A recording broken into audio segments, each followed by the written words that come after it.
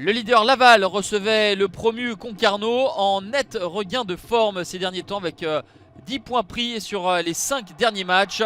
Les joueurs de Stéphane Lemignan qui ouvrent le score à la 21e minute avec le but de Baptiste Moisan, réduit à 10 en fin de première période. Les Lavallois, qui auraient eu une très belle occasion au préalable, vont ensuite craquer de nouveau en début de deuxième mi-temps avec Peter Ouanet qui va marquer contre son camp suite à cette frappe de Chadli repoussée par Samassa.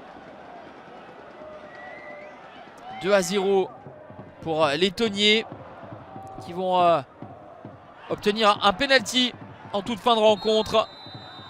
Monsieur Landry désigne le petit point blanc et l'ancien Lavallois Tom Lebeau d'une Panenka porte le score à 3-0.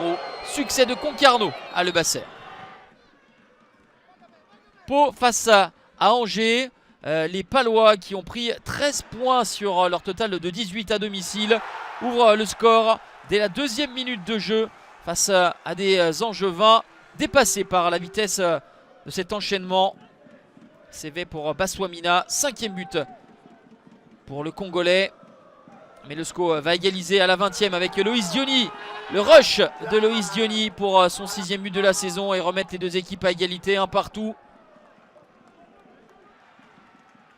À la demi-heure de jeu, Henri Sévet à l'initiative va trouver un décalage. Et sur ce renvoi, la spontanéité dans la reprise de Khalid Boutaïb pour redonner l'avantage au Pau FC. 4e but pour le Marocain. Yaya Fofana qui a été masqué se détend mais trop tard. Retour des vestiaires, égalisation du SCO avec Joseph Lopi qui se jette. 2e but pour le Sénégalais. Mais après avoir été mené à 2 reprises et avoir réussi à revenir à la marque, le SCO a une balle de 3-2 avec ce penalty que va transformer Imad Abdelli. 3e but pour l'Algérien juste avant l'heure de jeu. Ça fait 3-2 pour le SCO. Mais cette rencontre est riche en rebondissements. C'est au tour des Palois de courir après le score et d'égaliser avec cette passe décisive de Baswamina pour Moussa Silla. 4e but pour Moussa Silla, l'ancien Canet. 3 buts partout. Puis 4-3 pour le SCO avec Jean Baoya, opportuniste pour pousser au fond des filets. Ce ballon repoussé par Bingourou Kamara.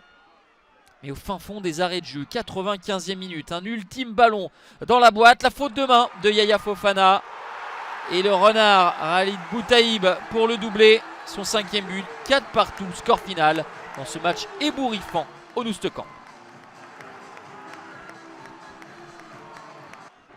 Le choc de cette 14e journée de Ligue 2 BKT entre Auxerre et Saint-Etienne. Les deux équipes ne s'étaient plus rencontrées depuis le fameux barrage en mai 2022. C'est Auxerre qui ouvre le score après 3 minutes de jeu. Le très bon centre de Gaëtan Perrin et cette tête smatchée d'Edo Oneou. Auxerre va breaker à la 21e avec Gaëtan Perrin.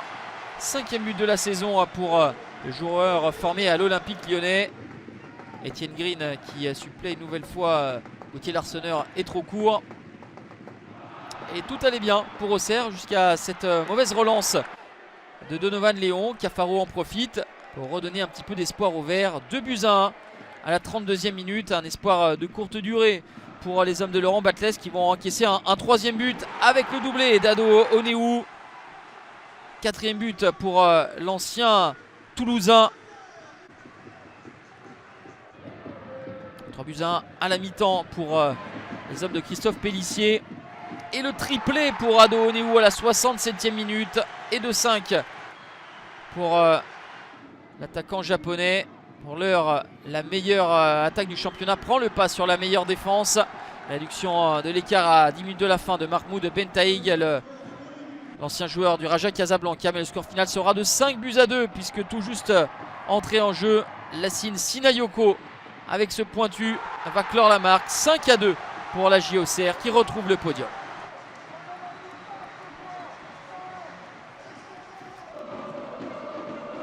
Amiens face à Grenoble. Des Amiénois qui se sont imposés le week-end dernier à Dunkerque, qui ont mis fin à 7 rencontres sans succès. Voulaient enchaîner à domicile face au GF 38.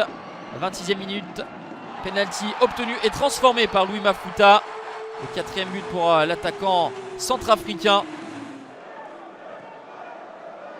Mais 10 minutes plus tard, sur ce centre, Lenny Joseph va s'élever très haut, très longtemps pour marquer son 2e but de la saison. L'ancien Messin, servi par Amin Zbaï, trompe Régis Gürtner. Un partout, c'est le score à la mi-temps. Et en toute fin de partie, à la 88e, sortie du banc, Virgiliu Postolacci, l'attaquant moldave, marque son 2e but de la saison et offre par là même la victoire de Grenoble au stade de la Licorne. Sur 3 victoires consécutives à François Coty, Ajaccio accueillait 3 dans ce duel d'équipes reléguées de Ligue 1 Uber Eats. Le but inscrit par Johan Tousgar à la 22e minute. Une joie contenue pour l'attaquant tunisien de 36 ans, lui qui a passé 4 saisons à l'Estac. 1-0 pour les joueurs d'Olivier Pantaloni. La formation de Patrick Kisnorbo va réagir, mais de manière un petit peu trop désordonnée et pas suffisamment tranchante, à l'image de cette frappe du Serbe Ilic, capté par François-Joseph Solacaro. 1-0 score final pour Ajaccio face à l'Estac, relégable. Rodez face à Guingamp.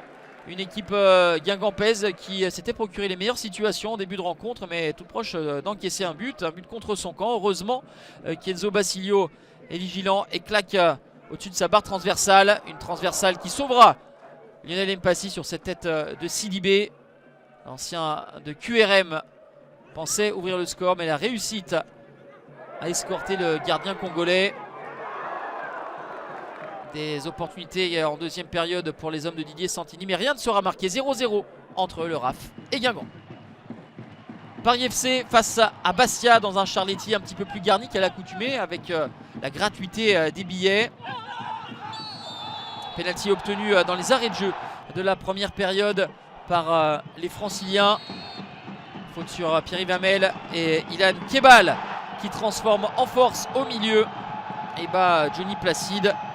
2e but pour l'Algérien cette saison. Et la formation de Stéphane Gilly qui entre au vestiaire avec cet avantage d'un but. Mais en 2e période, les Corses vont pousser et une triple intervention, une triple parade d'Obed Cambadio va permettre au PFC de conserver son avantage et de s'imposer 1-0. 2e victoire consécutive pour le PFC pour la première fois de la saison. Les Franciliens remontent à la 12e place, 1 point devant le Sporting. Derby normand à Dornano entre Caen et Quevilly-Rouen Métropole. Après 12 minutes de jeu, c'est la formation entraînée par Patrice Sauvaget, intérimaire après le limogeage de Jean-Marc Furlan, qui va ouvrir le score avec ce but de Godson Kieremé. Premier but pour l'ancien Nanécien. Mais à la 20e, Logan Delaurier-Chaubet va marquer son 4e but de la saison. Lui qui avait l'habitude de sauver son équipe en marquant dans les dernières minutes comme il l'avait fait à Pau ou à Guingamp.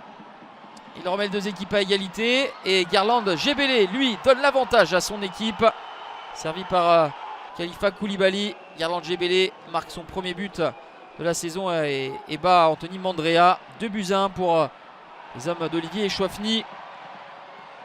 2 minutes avant la fin de cette première période, le meilleur réalisateur du championnat, Alexandre Mendy, va porter son total à 10 buts. De partout, c'est le score à la mi-temps. Les joueurs d'Olivier Chouafny vont reprendre l'avantage grâce à Khalifa Koulibaly. Le 2e but pour le Malien, l'ancien Nantais qui croise sa frappe hors de portée d'Anthony Mandrea. Mais au bout du temps additionnel, Mickaël Le Bihan va surgir pour marquer son 3e but et sauver le point du nul. 3-3 score final. 10e match sans succès pour le Stade Malherbe de Caen.